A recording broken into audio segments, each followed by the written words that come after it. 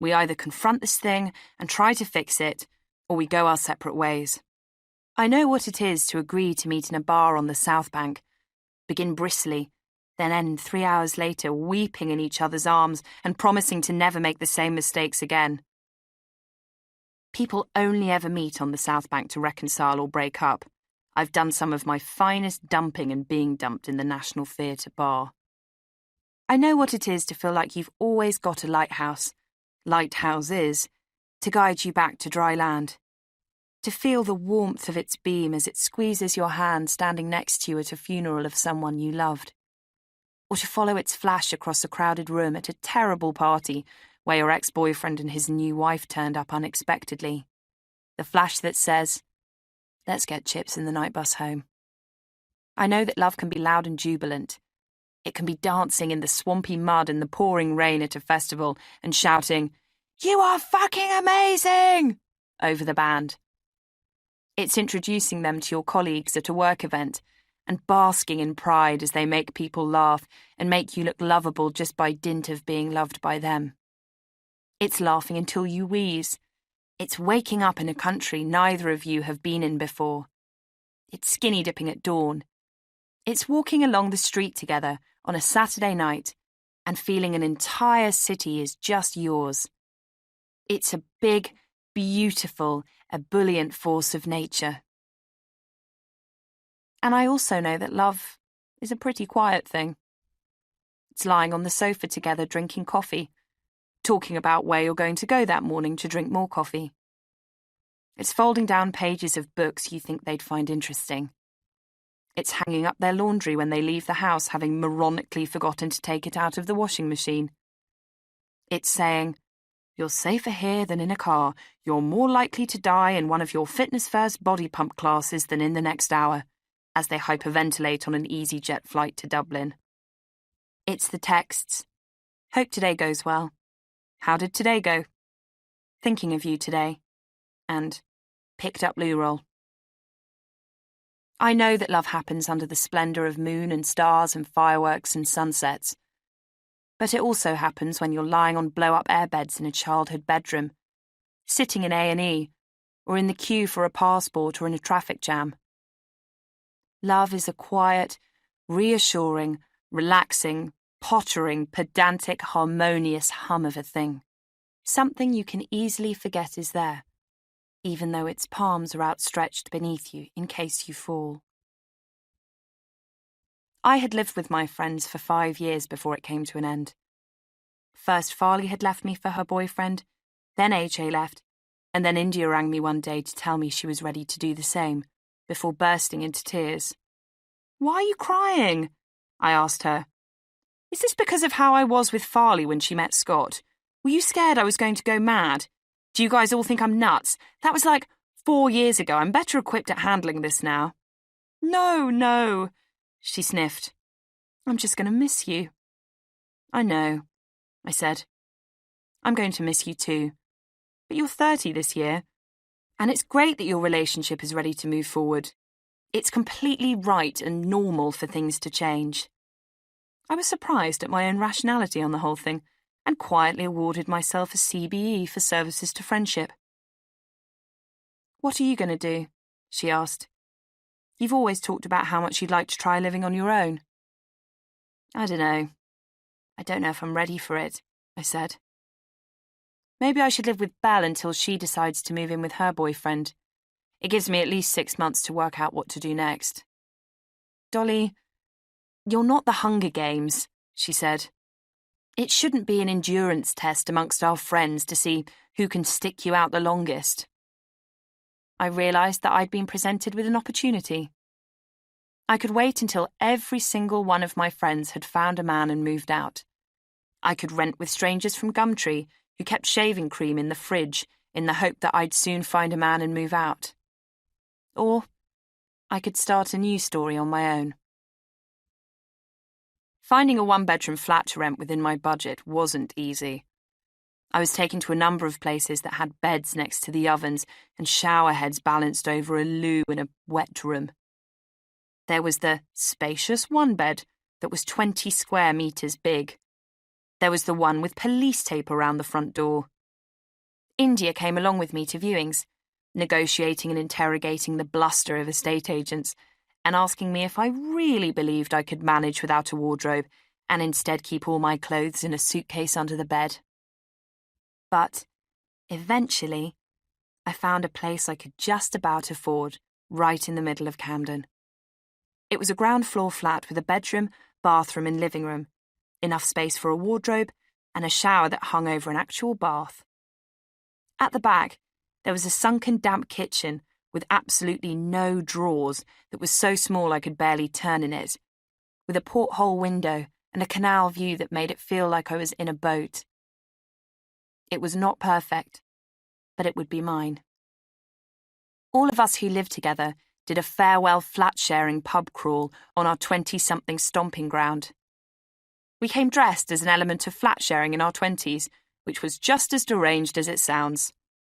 AJ came as Gordon, our first landlord, complete with midlife crisis leather biker jacket, white trainers, a short brown wig, and permanent smarmy grin. As the resident obsessive cleaner, Farley came as a giant Henry vacuum in a spherical costume with a pipe attached that dragged along the ground the more she drank. Belle came as our loud nightmare neighbour with smudged lipstick and a share wig. India came as a giant bin, as emptying or relining or taking one out seemed to be the most constant motif of our time together, with bin liners tied round her shoes, a lid for a hat, an empty face wipe and Monster Munch packets stuck to her body. I came as a giant packet of cigarettes, and immediately regretted it as people kept coming up to me asking for free fags, assuming I was some sort of promo girl for Marlborough Lights hammering the streets of Kentish Town. We went from pub to pub before ending back outside our first yellow brick house. We even dropped in on Ivan at the corner shop, only to find out from his colleague that he'd mysteriously gone abroad for some unfinished business and left without a trace. "The artists have gone," Belle slurred wistfully as we walked along the crescent, day turning into dusk. "Now the bankers will move in." A week later, I packed my pot plants and my paperbacks into cardboard boxes and taped them up for my new home. On the last night we lived together, India, Belle and I drank discounted Prosecco, the tipple of a bloody decade, and drunkenly danced to Paul Simon around our empty living room. As we waited for our respective moving vans the next morning, we huddled in the corner of our wine-stained carpet, our knees knocking together as we sat side by side, saying very little. Farley, the most efficient and organised person I will ever know, came over to help me get started with unpacking the day I moved into my new place. "Are you sure you want to do this?" I texted her. "Please, this is like cocaine to me," she replied.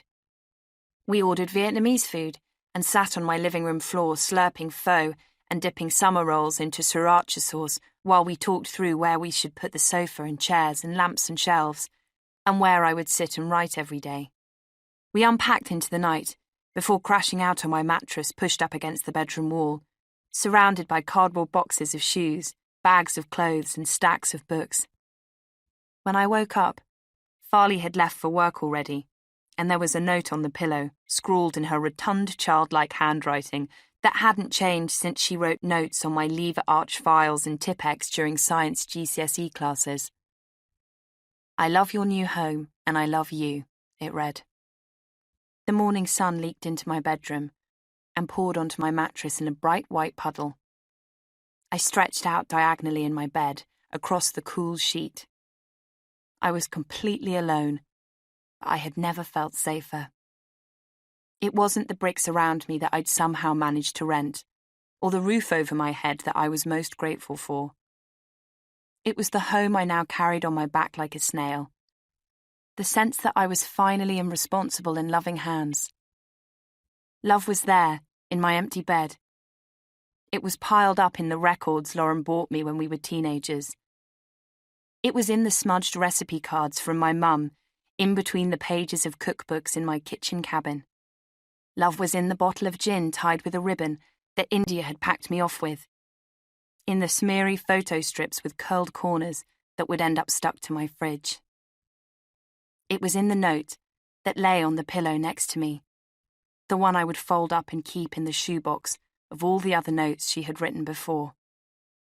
I woke up safe in my one-woman boat. I was gliding into a new horizon, floating in a sea of love. There it was. Who knew? It had been there all along. Everything I know about love at 28. Any decent man would take a woman at peace with herself over a woman who performs tricks to impress him. You should never have to work to hold a man's attention. If a man needs to be kept interested in you, he's got problems that are not your business to manage. You probably won't be best friends with your best friend's boyfriend. Relinquish that dream. Say so long to that fantasy. As long as he makes your friend happy and you can stand his company for the length of a long lunch, all is well. Men love a naked woman. All other bells and whistles are an expensive waste of time. Online dating is for the brave. It's increasingly hard to meet people in real life, and those who take matters into their own hands, who pay a monthly fee for the chance to edge closer to love, who fill out an embarrassing profile saying they're looking for a special someone to hold hands with in the supermarket, are towering romantic heroes. Get a Brazilian wax if you want a Brazilian wax. If you don't, don't. If you like feeling bare and you've got the money to spend, get waxed all year round. Don't ever get one for a man. And don't ever not get one for the sisterhood. The sisterhood doesn't give a shit. Volunteer at a bloody women's shelter if you want to be useful. Don't spend hours debating the politics of your pubic hair. And don't ever get one because you think not having one is unclean or unsightly. If that were true, every unwaxed male alive would be unclean. Salary permitting, never go near hair removal cream again. You may not be able to listen to the songs of past relationships in the first few years after the end, but soon the albums will find their way back to you. All those memories of Saturdays by the sea and Sunday night spaghetti on the sofa will slowly unfurl from around the chords and lift, floating up out of the songs until they disappear. There will always be a faint recognition, somewhere deep in the tissue of your guts, that tells you that for a week this song, that man, was at the centre of your universe. But at some point it won't make your heart burn. If you're still getting drunk and flirting with other people in front of your boyfriend, there's something wrong with your relationship. Or more likely, with you. Address why you need this level of attention sooner rather than later, because no man on earth has a large enough supply of instant gratification to fill that emptiness you feel. More often than not, the love someone gives you will be a reflection of the love you give yourself. If you can't treat yourself with kindness, care, and patience, chances are someone else won't either. However thin or fat you are is no indicator of the love you deserve or will receive. Breakups get harder with every year you get older. When you're young, you lose a boyfriend. As you get older, you lose a life together. No practical matter is important enough to keep you in the wrong relationship. Holidays can be cancelled, weddings can be called off, houses can be sold. Don't hide your cowardice in practical matters. If you lose respect for someone, you won't be able to fall back in love with them. Integration into each other's lives should be completely equal. You should both make an effort to be involved with your respective friends, families, interests, and careers. If it's unbalanced, resentment is on its way to you. You should have sex on the first date if it feels right. You should never take any advice from a sassy self-help school of thought that makes the man the donkey and you the carrot. You're not an object to be won. You're a human, made of flesh and blood and guts and gut feelings. Sex isn't a game of power play. It's a consensual, respectful, joyful, creative, collaborative experience.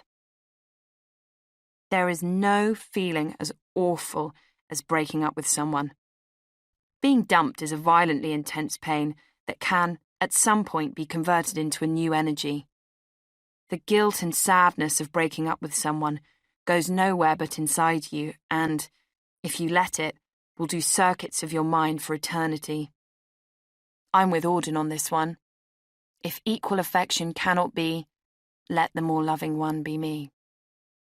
There are so many reasons a person might be single at 30 or 40 or 140, and it doesn't make them ineligible. Everyone has history. Take the time to hear theirs. Sex with a total stranger is always weird, but staying in someone's flat, in their bedsheets, in their bedroom, or having them stay in yours is even weirder.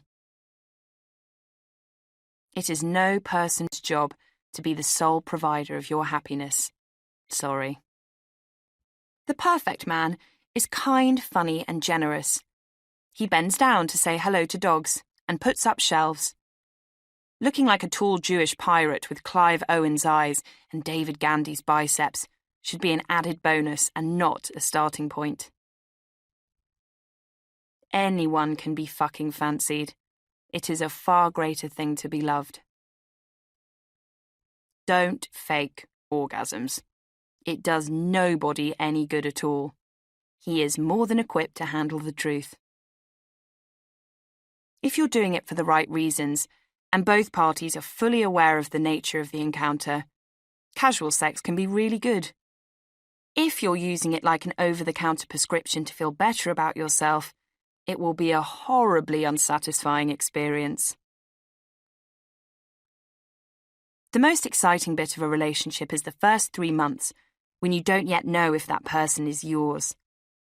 A great bit that comes right after that is when you know that person is yours. The bit that comes a few years after that is something I've never experienced. Apparently it's not always exciting, but I've heard it's the best. Unless someone dies, if a relationship goes wrong, you somehow had a part to play in it. How simultaneously freeing and overwhelming it is to know this. Men aren't bad. Women aren't good. People are people, and we all make, allow, and enable mistakes. Intimacy is the goal. Laziness is not. Let your friends abandon you for a relationship once. The good ones will always come back. To lower your heart rate and drift off on nights when sleep feels impossible, dream of all the adventures that lie ahead of you and the distances you've travelled so far. Wrap your arms tightly round your body and, as you hold yourself, hold this one thought in your head. I've got you. 30. I didn't want to be weird about turning 30. Being weird about turning 30 is a cliché. It's not feminist, it's not cool, it's not modern or progressive. It's heteronormative, it's hysterical, it's bourgeois, it's suburban. It's very predictable. It's too Rachel Green. It's princessy, precious, and completely pathetic. I didn't want to be any of these things. I was a nervous wreck about turning 30. Thankfully, I had a lot of time to rehearse and prepare for it by proxy of all my friends getting there before me. I have the supreme luxury of being born on the 31st of August, the very last breath of an academic year's intake, which means I've always been the youngest in my group of friends. When I was at school, this was a tragedy. By the time my milestone birthdays came round, everyone was totally over it. Nobody wanted to go to my Barbies and Bikers fancy dress disco 13th birthday at a town hall in East Finchley. Everyone had already danced to Wigfield's Saturday Night Plenty. But when it came to 30, I was grateful to have my go last. On the night of Belle's 31st birthday, 3 weeks before I turned 30, we were on a girls' holiday in Portugal when she cried to me in the villa bathroom. 31 feels more difficult than 30, she said as we sat on the edge of the tub, hearing the sound of India and AJ drunkenly smashing ice with a bottle of Nivea Factor 30 in the kitchen to make caipirinhas. I feel like there are all these things that used to sound enormous and now are just so normal to be doing at 31. Like what? I asked. Like... She searched her thoughts. Caleb, 31, is the founder of a software company that went public this year. Or Kelly, 31, is mother to twin boys and a girl. Yeah, I sighed dejectedly. Yeah, I know what you mean. Nothing is weird for us to be doing anymore. Nothing feels like an extraordinary, premature achievement. It's just what we're meant to be doing. She leant forward and pressed her forehead into the heels of her palms, her long golden hair falling in front of her face. 31, she said again, as if it were a foreign word that she was learning to pronounce. How are we 31? I look at us and I can't see it. I can't see people in their 30s. There was a long pause as I stroked her back. Well, if it makes you feel better, I said, scooping her hair back into a ponytail. I'm actually not in my 30s. She looked up at me, her eyes glassily deadpan. I'm still 29, so... How could you do that to me? On tonight of all nights? I understood what she meant. I could hardly believe it either. I hosted Farley's 31st birthday at my flat, which fell a week after my 30th, and as I unpacked the ingredients for her birthday cake, 2 big numerical candles fell out of the shopping bag onto the kitchen counter. They landed in backward formation as the number 13. I thought about her 13th birthday party, hosted in Bushy Church Hall. She wore a pink glittery dress from Miss Selfridge and grinned at me with her train track braces when I arrived, giving me the specifically enveloping and relieved hug of a nervous birthday party host, which never goes away, whatever age you are.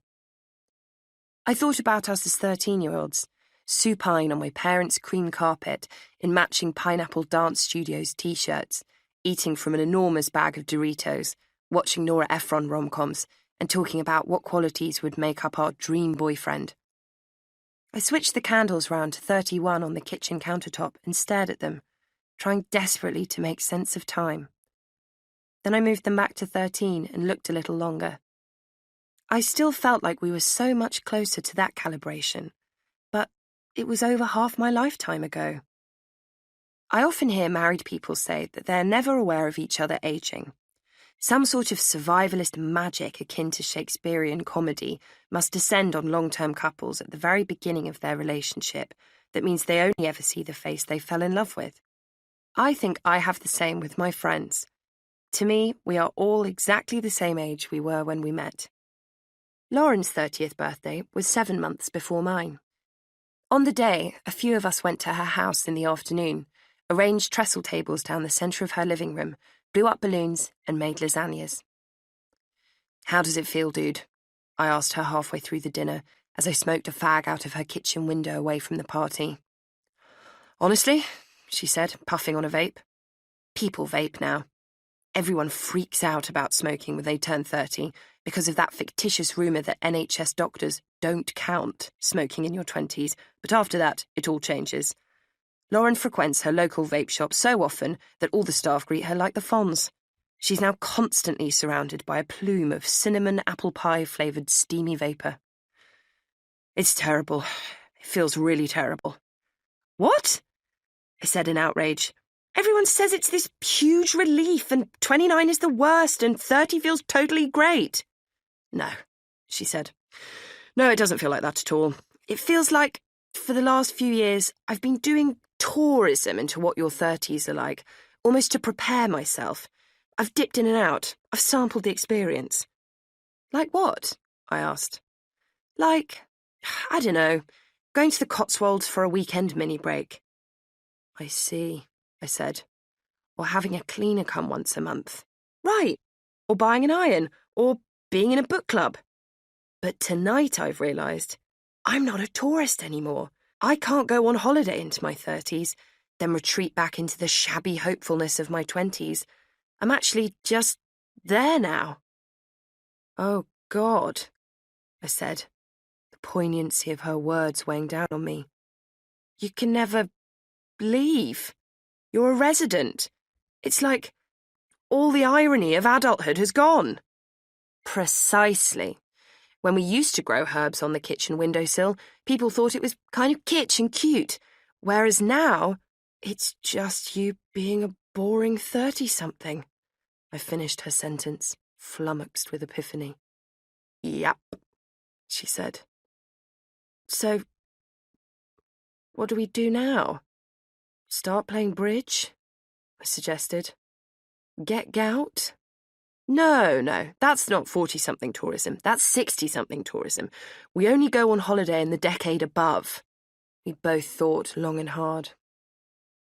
"Tate membership," she declared finally. "That's 40-something tourism. And minimalist interiors." "Going to bed at 9:30? I offered. "Yes. And owning the same style of brogue in 3 different colours." I pinpoint this precise conversation as the beginning of the incremental existential meltdown I had in regards to ageing in the run-up to turning 30. After Lauren's birthday, I started looking for clues everywhere that things were changing, that my spirit was diminishing, that my joie de vivre was in decline. I noticed, for example, that I had, quite suddenly without realising, completely given up the habit of taking photos of amusing road signs. Throughout my teens and 20s, I would get off a bus a stop early to take a picture of the famous Cock Tavern, or cross a busy road even when I was late for something, just to get the perfect photo of Bell End Lane or Minge Street. There was a sad moment of mutual recognition when India and I both walked past Farley Road together recently, and neither of us bothered to get our phones out. "Don't you think that's sad?" I asked her. "For years we would have taken a photo of us next to the road sign and sent it to Farley, and now we can't be bothered." What's the point? Surely this is the question that glues together all the sharp fragments of any age-related crisis. It certainly was for Hannah, my friend who, on the night of her 30th birthday, asked, "Is this it? Is this all life is? Fucking Tottenham Court Road and ordering shit off Amazon?" I was 21 when I witnessed that meltdown and found it utterly baffling. She told me I would understand when I was 30. I did. I do. I didn't want to get hung up on the futility of existence. I didn't want to be someone who does their laundry on a Sunday evening and, as they hang socks on the radiator, wonders exactly how many times a person goes through this ritual in a lifetime and whether there's meaning in any of it. Lauren and I always joke about a certain type of person who you can tell exists like they're just passing through, as though life is a long, boring journey, and every day is a joyless overnight stay in a Premier Inn, and they can't be bothered to unpack their suitcase. The sort of person who'd never take the time to personalise a laptop desktop background with a photo, who picks up the same sandwich in Pret every working day for 30 years, who doesn't bother framing their prints and instead just blue tacks them on the wall. What's the point? I never wanted to feel like I was passing through, but I feared this was an inevitability of getting older and gradually inching towards the end. A demise in the relishing of life, an increase in simply tolerating it. "How's TCR&A?" Hannah, now 38, regularly texted me in the run-up to my 30th, a code for checking in on my nihilistic stupor. "You'll feel so much better once it's over, I promise." My birthday present from her was, of course, a book on Amazon and a Victorian tankard with Tottenham Court Road engraved on its underside. I appreciated Hannah's understanding as a friend who'd gone through something similar at the same time in her life. Other older friends didn't react so well to this particular anxiety of mine. They took my personal fear of turning 30 as a comment on their age and an insinuation that they should be ashamed of it. "Try being bloody 72! My dad suddenly bellowed while my brother and I lay on the sofa at home and lamented the impending closure of our 20s. It wasn't so much the concept of getting older that I found so overwhelming, but rather the transference from what I perceived to be one definite phase of my life to another. Yes, my 20s had been rife with anxiety, insecurity, and bad choices, but I only recognised at the exit that there'd been a comforting loosey-goosiness to the whole thing. There was no specific requirement for being a 20-something. It's what I found so disorientating about the experience. I never knew where I was meant to be or what I was meant to be doing. It was just as normal to be a 27-year-old with a husband and a labradoodle called Brie as it was to be one who lived with strangers from Gumtree in a basement flat with no living room. The societally formed structure of a person's 30s seemed to be so much more rigid. It wouldn't be so easy to have, say, a big tie-dye sheet hanging on my wall or a light-up UV bong in my rucksack without judgment. Not that I particularly desired either of those things, but I wanted to still have them as an acceptable lifestyle option. It was an insidious realization that I was no longer in a stage of life that warranted patience, attention, fussing, or sympathy. For all of my 20s, my generation was the youngest sibling. In every meeting I've attended for the last decade, the focus has been us. We were the target. It's the Vicar of Dibley meets Challenge Annika for millennials, I would hear in TV development pitch meetings. We need to investigate how millennials are online shopping, editors would say. Every time I opened a paper, broadsheet journalists were talking about how worried they were about us. Would we ever get on the property ladder? Would we ever settle down? Had we been ruined for life by learning about sex from pornography?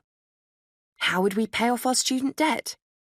We fascinated, repulsed, worried, beguiled, and formed the zeitgeist.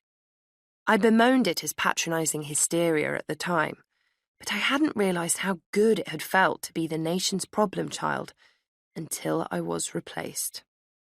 Generation Z. I have no idea when I first heard people talk about it, but I remember actively ignoring the term.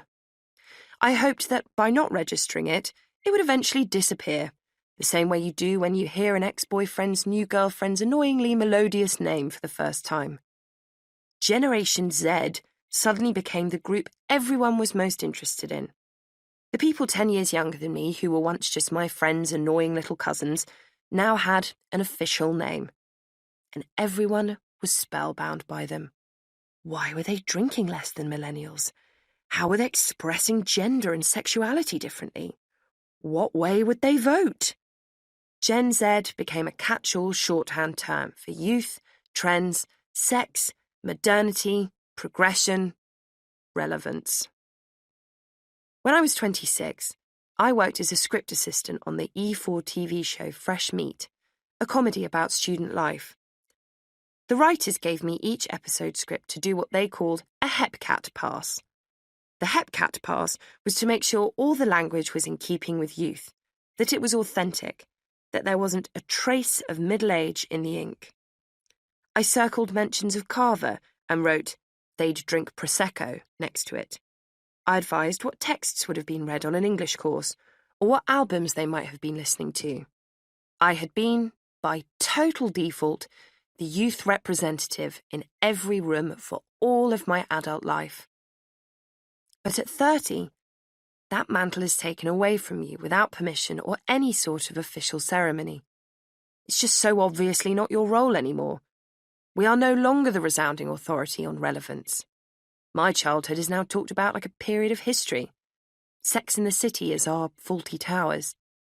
DVDs are almost as antiquated as LPs. Recently, I heard someone refer to Clueless, the iconic 90s teen movie of my youth, as a period drama. When I input my date of birth into an online form, scrolling back to the 1980s has started to feel like such a long, arduous and embarrassing action. Every time I have to do it, I think of a friend's grandfather who joined the Facebook group Oxford University Class of 1938 and feel guilty about how hilarious we'd all found it when it came up on our news feeds when we were students. I hadn't contemplated that Class of 2009 might be the punchline to a joke one day. Generation Y have officially been ousted in the same way I imagine we once ousted Generation X, the same way they booted out the baby boomers. Boomers, retirees in local choirs and silver-haired women in rubber gardening shoes and dads who make offensive jokes, were once the youth representative in every room. I knew that, didn't I? I'd listened to my mum and dad talk about their radical and reckless time in the 60s. I'd watched the Rolling Stones rock and roll circus at least 15 times. And yet I hadn't fully understood that millennials would ever be anything than the world's ingenues, protégés, Jack the Lads, ravers, revolutionaries, bright young things, total hot messes, and overgrown adolescents forever.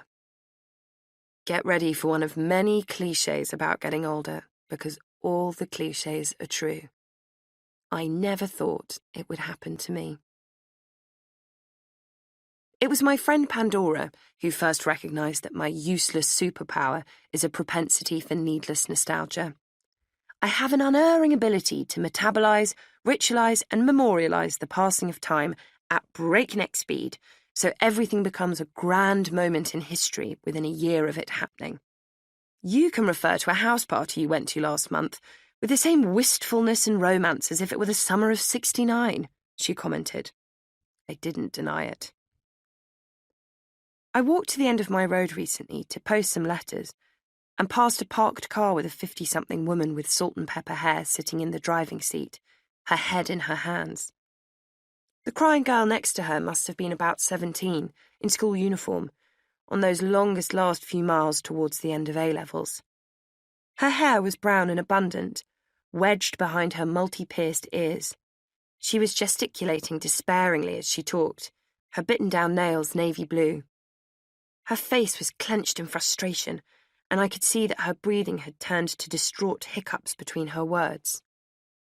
I suddenly remembered how often this scene had played out over such a long period of my life. Me, crying in a passenger seat of a parked car, the radio turned down, the heating turned up. I thought of all the arguments we'd had, when my mum told me I couldn't have a mobile phone or stay out past midnight, or that my boyfriend could stay over, but only in the spare room. That time was over.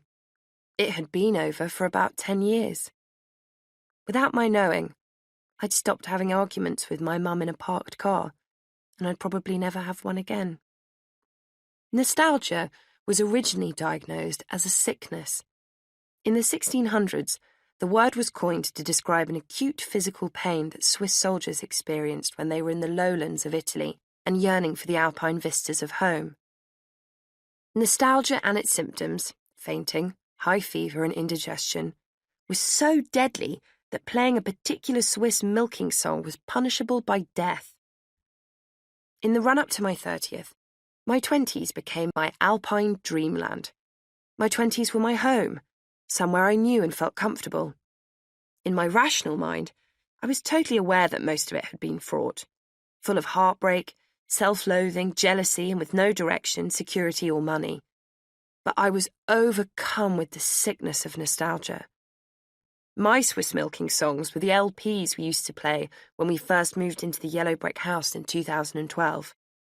A few weeks before my 30th, I walked home from the Sainsbury's on Camden Road, and the first track of the first Rod-Stewart album we had on an ever-turning loop on our record player came up on shuffle. I sat on a stranger's doorstep and burst into tears. I've started to really understand the phrase, the passage of time, Helen told me in the wake of her 30th. It's like this long corridor I'm walking down, and the further I go, the more doors slam that I can't access. After Helen painted this metaphor for me, I saw doors slamming everywhere. Young writers' programs I was no longer eligible for. Clothes and clubs I decided were no longer appropriate for me. I read a leaflet on moon cups in a waiting room and noticed they had 2 size options for the under 30s and just the one larger size option for 30-year-old women and over. I became obsessed with working out the exact ages of everyone I read about or saw on TV. I was particularly perturbed that the character of Meredith Blake, Dennis Quaid's sophisticated, duplicitous love interest in the 1998 adaptation of The Parent Trap, was 26. I got incredibly annoyed about the fact Ross Geller is 29 for 3 seasons of Friends. I walked around the BP Portrait Award exhibition at the National Gallery and was more entranced by the date of birth written in small print under the names of the artists than I was the paintings. I Googled all the ages of past Rear of the Year winners and drew comfort from the fact that Carol Vorderman won when she was 50. I was further pacified when I watched Singing in the Rain and frantically calculated that Gene Kelly was 40 when he starred in it. I don't know why, but it was, all at once, so incredibly important to know the doors to these faraway places had not slammed for me yet. I needed to know I could still be both Rear of the Year and star in a musical about Hollywood in the late 1920s that included a number of physically demanding tap routines.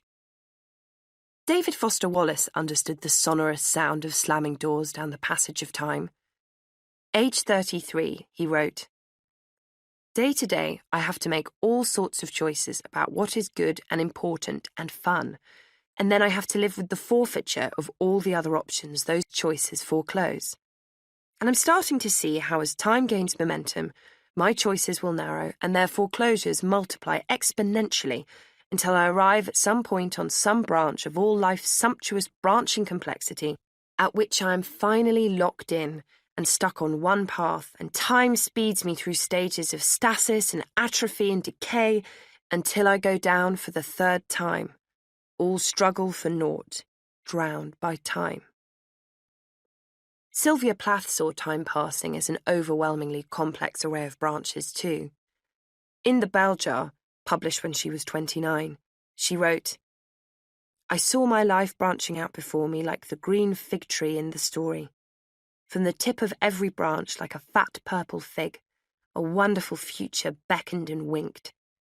One fig was a husband and a happy home and children, and another fig was a famous poet, and another fig was a brilliant professor, and another fig was E.G., the amazing editor, and another fig was Europe and Africa and South America, and another fig was Constantine and Socrates and Attila and a pack of other lovers with queer names and offbeat professions. And another fig was an Olympic lady crew champion. And beyond and above these figs were many more figs I couldn't quite make out. I saw myself sitting in the crotch of this fig tree, starved to death, just because I couldn't make up my mind which of the figs I would choose. Doors slamming, branches snapping, fruit falling. I felt reassured by the thought that FOMO is not a millennial invention, that some of my favourite writers found the transitioning of personal eras depressing rather than thrilling. In my favourite pulp song, Stacks, Jarvis Cocker articulates perfectly the great luxury of time that comes with youth. Oh, there's stacks to do and there's stacks to see. There's stacks to touch and there's stacks to be. So many ways to spend your time.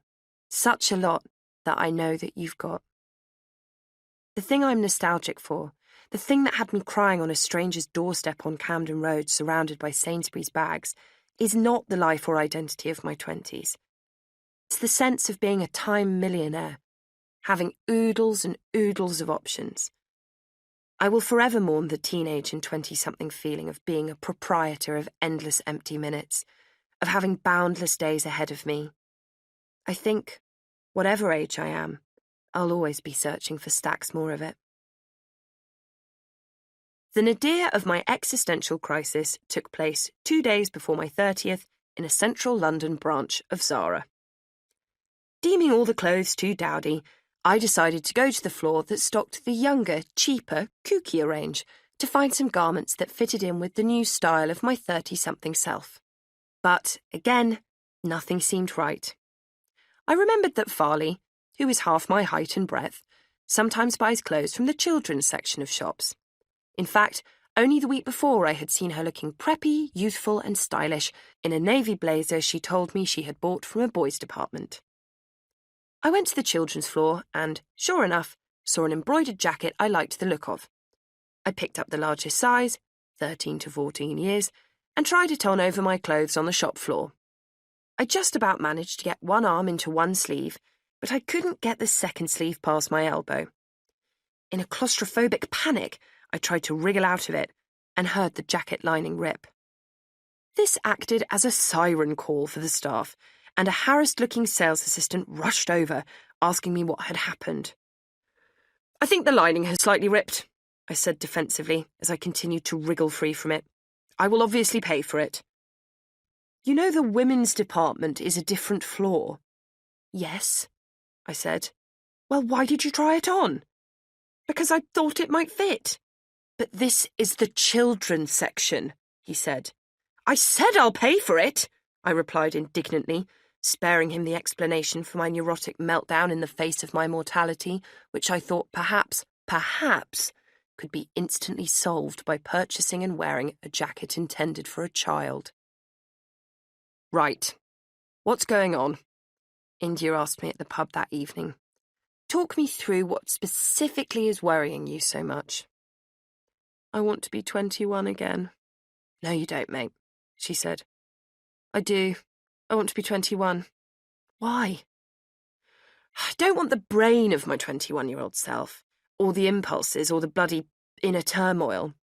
I want everything I have now. I want all the lessons I've learnt and the experiences I've had, and to know all the stuff I know.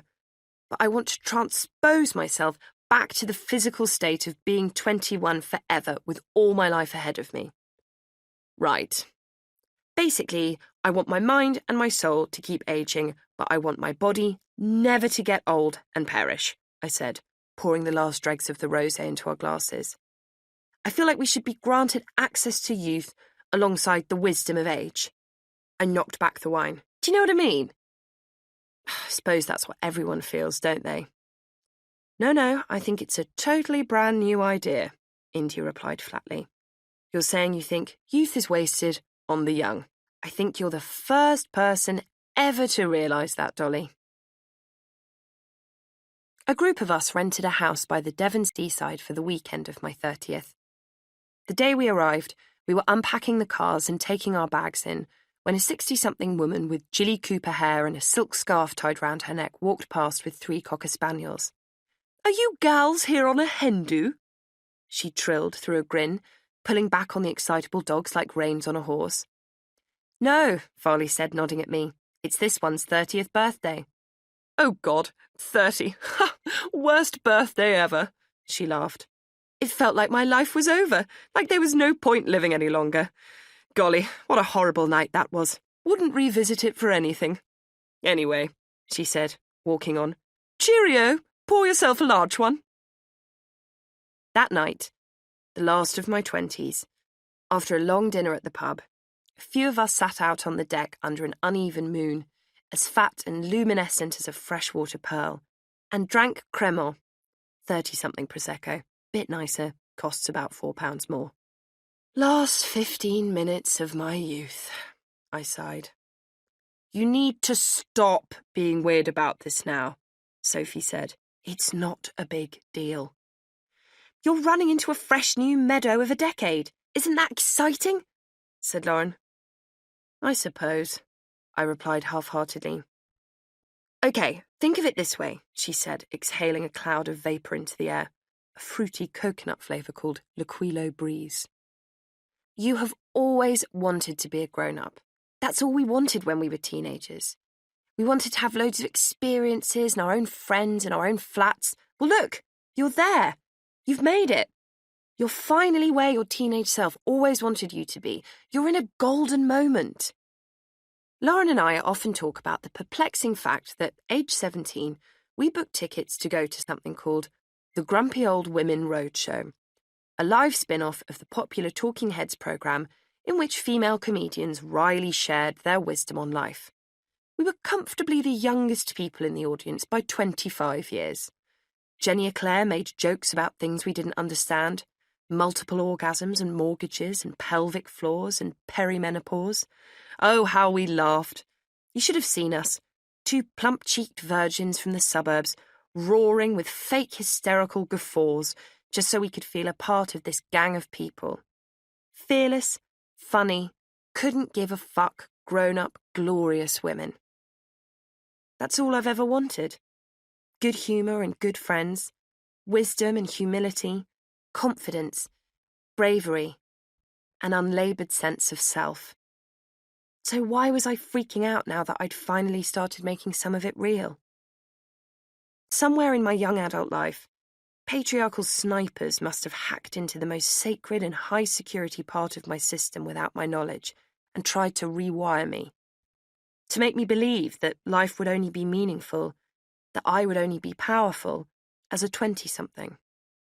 But I feel more powerful than ever, and more peaceful too. I'm living more truthfully than I've ever lived. I may not be the exact portrait of womanhood that my teenage self envisaged, sophisticated and slim, wearing black dresses and drinking martinis and meeting men at book launches and exhibition openings. I may not have all the exact things I thought I'd have at 30, or all the things I've been told I should have, but I feel content, grateful for every morning that I wake up with another day on this earth and another chance to do good and feel good and make others feel good too. The bongs of the local church bells indicated it was midnight. "Shh! Do you hear that?" Lauren said. I listened to the waves lap back and forth at the beach below us. "What is it?" "I think it's the Grim Reaper on a stand-up paddleboard," she said. "He's come to collect you and take you across the estuary and into the underworld." The next morning, we woke up to a cloudless blue sky. After eating fuchsia-pink birthday cake for breakfast, surrounded by Rod-Stewart balloons, we went down to the beach in our dressing gowns and waded into the cold sea with hysterical wailing. I swam far into the briny clear water, surrounded by a perfect pack of cacophonous mermaids, and I felt the last 10 years untwist like a knot inside me. I had arrived at the big, brand new number, and it wasn't so bad after all. It was a place where I felt the same promise of boundless life ahead of me as I did age 17, and perhaps I always would. A place where I remained full of wonder, hungry for experience, so lacking in wisdom. A place where I'd make mistakes as well as good choices, and continue to learn. A place where I knew I could give myself permission and find the courage to fall in love again. I said goodbye to the last 10 years like an old friend, one I had finally outgrown but would remember forever. Rambunctious, restless and ramshackle, roving, raucous and rebellious. My roaming decade, my roaring 20s. Recipe: meltdown birthday cake. Serves 8 to 10. For the cake, 225 grams of caster sugar, 225 grams of soft unsalted butter, 225 grams of self-raising flour, a teaspoon of baking powder, 4 large eggs, a teaspoon of vanilla bean paste or rose water or both, a pinch of salt, a splash of milk if needed. For the buttercream, 75 grams of soft unsalted butter, 150 grams of icing sugar, a few drops of vanilla extract or rose water or both, a splash of milk if needed, 3 to 4 tablespoons of raspberry jam. It's easier to spread if it's not too firm set. For the icing, 110 grams of icing sugar, 1 to 2 tablespoons of boiling water, a few drops of vanilla extract or rose water or both, a few drops of pink food colouring, optional, crystallised rose petals or sprinkles, optional. Preheat the oven to 180 degrees Celsius, 160 degrees Celsius fan, 350 degrees Fahrenheit, gas mark 4, and grease and baseline 2 20cm, 8-inch loose-bottomed sandwich tins. To make the cake batter, put all the cake ingredients except for the milk into a large mixing bowl, then whisk with an electric hand mixer until smooth and lump-free. You may need to add a splash of milk if the mixture is too stiff, but don't overmix the batter, you want it to remain light and fluffy. Divide the mixture between your prepared cake tins, level their tops with a palette knife, and bake for 20 to 25 minutes, or until an inserted skewer comes out clean. Leave the cakes to cool in their tins for 5 to 10 minutes, before turning them out on a wire rack to cool completely. To make the buttercream, put the butter in a mixing bowl and use an electric hand mixer to whisk again until very soft. Sift over half the icing sugar and whisk again to combine. It goes everywhere if you add it all in one go. Sift over the remaining icing sugar and whisk until soft and creamy. You may need to add a splash or two of milk to slacken the buttercream slightly. Finally, whisk in the vanilla and or rose water, then taste the buttercream for flavour, adding a few more drops as needed. Put 1 sandwich cake on a cake stand or serving plate and spread the buttercream on top. Spoon the jam on top and spread it out using a palette or butter knife. Place the second sandwich cake on top.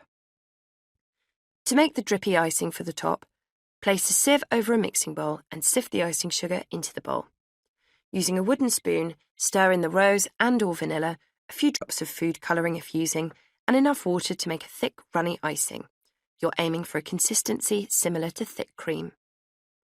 Smooth the icing over the top of the cake, letting some of it drip down the sides. You can decorate the top with some crystallised rose petals or sprinkles. Works well with a side of histrionics. Everything I know about love at 30. The older you get, the more baggage you carry. When you date at 25, everyone walks into the bar with a very neat, light carry-on. Inside, you might find a couple of ex-girlfriends, a mild Oedipal complex, or maybe even a slight fear of commitment.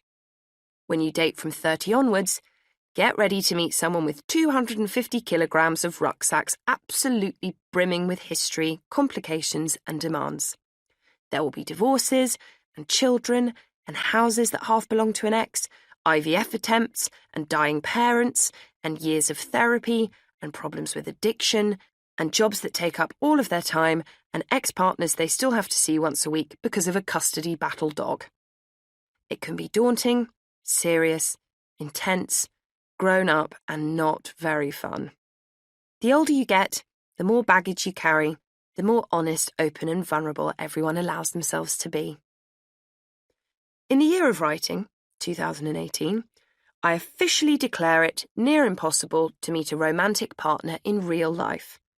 Accepting that is crucial in realising you're not unapproachable or undesirable or doing anything wrong. You can acknowledge your bad patterns of behaviour in relationships. You can analyse how they developed. You can do the work to make sure you never behave like that again. But that's all you will ever be able to control. You cannot predict how another person is going to behave in a relationship. You can risk assess, you can be cautious, you can make sensible decisions about who you choose to trust and invite into your life and heart. But you can't manage the unruly variables of another living, breathing human. To choose to love is to take a risk. Always. That's why it's called falling. No one meanders with a compass and ordnance survey map into love. People meet with pain they're not even aware they harbour. There is a reason why those with shared demons, or who had similar childhoods, or overlapping ancestry often end up together. I think everyone's deepest emotional fingerprints reach out and touch each other on an unconscious level. This can be good and bad. This can lead to intimacy and connection, and codependency and drama. One of the biggest challenges you face as you get older as a single person is resisting cynicism. It's so hard not to feel betrayed and let down by love and turn that into nihilism, skepticism, or anger. But cynicism, while funny and self-protecting, is very easy. Finding trust, sustaining hope, that's the real art form. One of the hardest things about getting older and being in love is knowing when something is just reality and when it's too much hard work. Identifying what the quiet, joyful, but often challenging sensation of long-term love is, and identifying what's just become a pain in the arse, is where you have to really sharpen your instincts. If you have chronic romance fatigue, try abstinence. Delete your dating apps, stop texting your ex, stop flirting with strangers, give up sex. Make a promise to yourself to free up some space in your mind and schedule and see what life is like without it. Try a month. Try 6. Try a year. Be aware that abstinence will make you radically reevaluate what sex means. You'll think about the physical act of it and reassess what an extraordinarily, magically, disgustingly intimate thing it is. You'll lie in bed at night, pondering it, trying to recall exactly what it feels like to be that close to someone, and think, I cannot believe I once did that with a guy who wore a pastel-coloured jumper tied round his neck in that old European man way and works in insurance and whose surname I don't even know. Be aware that abstinence could feel so peaceful the thought of returning to the land of the loving may start to feel impossible. It could leave you terrified of ruining that by inviting someone in. Shared interests are one of the most misguided considering factors when it comes to choosing a partner. Deciding that someone is a good person or your soulmate or made of exactly the same stuff as you simply because you both love the music of George Harrison is ridiculous. Having the same Martin Amis collection or enjoying holidays in the same part of rural Wales will not help you weather the various unexpected storms of life together. A much underrated and incredibly simple considering factor when it comes to choosing a partner is how much you love their company. Since my friends have started having babies and I've watched how they operate as couples, it's become even more apparent to me that the most important thing in a relationship is how well you work as a team. It's a hackneyed notion for a reason. A couple need to be really, really good friends. When you approach 30, married friends will have a sort of amnesia about what being single was like. They will become your own Mrs. Bennets. They will think everything comes down to you being too picky, and you are Marie Antoinette sitting on a powder-pink velvet throne, shooing men away one by one with a pearl-studded fan.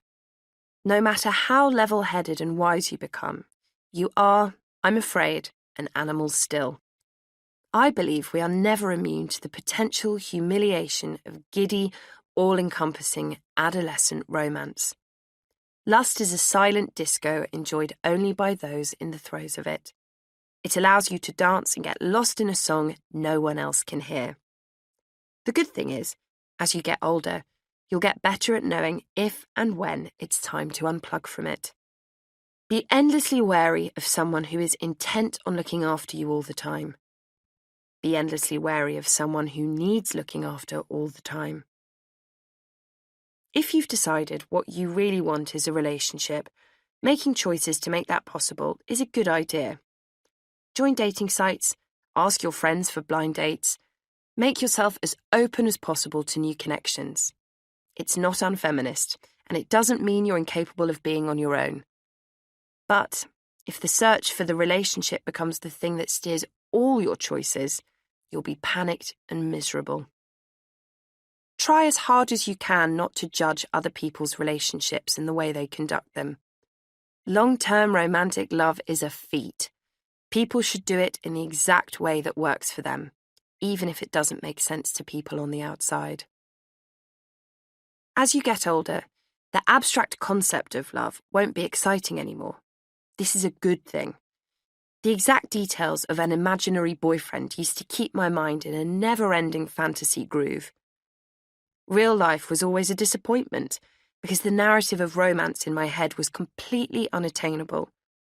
Love should be about aligning your life with another person, not a place of make-believe you can escape to where you always feel high, are the star of the show and unquestioningly adored. But passion awaits me, and it awaits you too if love is what you're looking for. No matter how old or young we are, no matter how little or how much we've loved or lost, all of us deserve an occasional pair of arms around our waist as we stir the soup on the hob. It should never feel unavailable to us. Inside, we are all 17 with red lips, I once read Laurence Olivier said. I agree with him with all my heart. When you're looking for love, and it seems like you might not ever find it, remember you probably have access to an abundance of it already, just not the romantic kind. This kind of love might not kiss you in the rain or propose marriage, but it will listen to you, inspire you, and restore you. It will hold you when you cry, celebrate when you're happy, and sing All Saints with you when you're drunk. You have so much to gain and learn from this kind of love. You can carry it with you forever. Keep it as close to you as you can.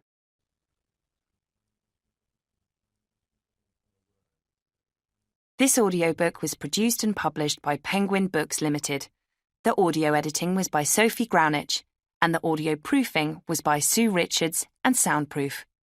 السلام عليكم. لا تنسوا الاعجاب بالفيديو والاشتراك في القناة تشجيعا لنا لنستمر بنشر المزيد إن شاء الله.